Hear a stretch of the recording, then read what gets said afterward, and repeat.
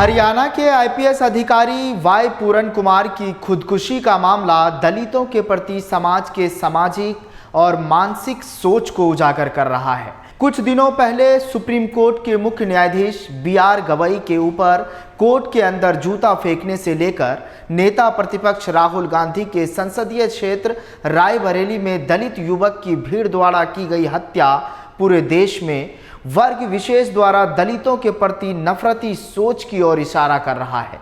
इन घटनाओं ने हजारों साल से चले आ रहे जाति द्वेष और सामाजिक मतभेद की प्रवृत्ति को एक बार फिर उजागर किया है।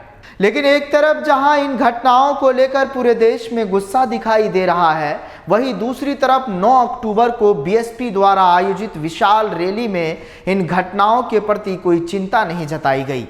मायावती ने अपनी रैली में कांग्रेस, सपा और उन सभी दलों को कोसती रही जो आज के तारीख में इन घटनाओं के लिए एनडीए और खासतौर से बीजेपी को जिम्मेदार ठहरा रही है। मायावती ने मन से यूपी के बीजेपी सरकार को कांशीराम स्मारक के जीर्णोद्धार किया गया कार्य के लिए आभार व्यक्त किया। उनका कहना था कि कांशीराम सहित बहुजन समाज के महापुरुषों के स्मारक बनाए गए पार्कों के रखरखाव के लिए यूपी की सरकार बधाई की पात्र है।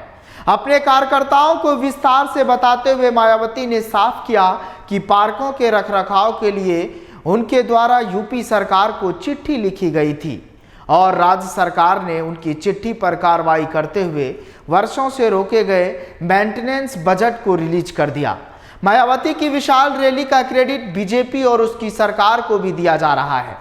कांग्रेस पार्टी के नेता नसीमुद्दीन सिद्दीकी ने खुले तौर पर बीजेपी को क्रेडिट दिया। उनका दावा है कि सरकार की तरफ से परिवहन विभाग के सभी अधिकारियों को रैली में भीड़ जुटाने के लिए अनौपचारिक निर्देश जारी किए गए थे।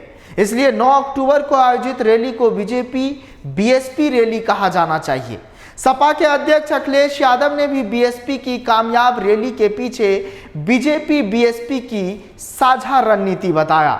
उनके मुताबिक बीएसपी सुप्रीमो मायावती ने मंच से यूपी की बीजेपी सरकार को आभार व्यक्त करते हुए इस राजनीतिक गठजोड़ की पुष्टि कर ली है।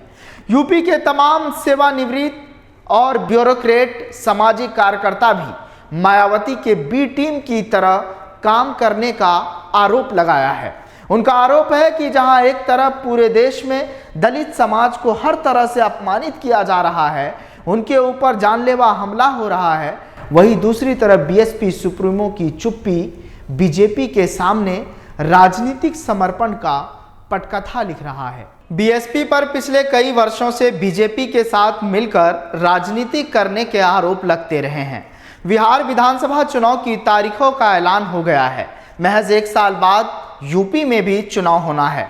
ऐसी स्थिति में बीएसपी की पॉलिटिकल पैंतरेबाजी भाजपा और उसके लिए कितनी फायदेमंद होगी, ये तो आने वाला वक्त बताएगा। फिलहाल इस रिपोर्ट में आज के लिए बस इतना ही। बाकी ताजा तरीन खबरों के लिए देखते रहिए जनतंत्र टीवी।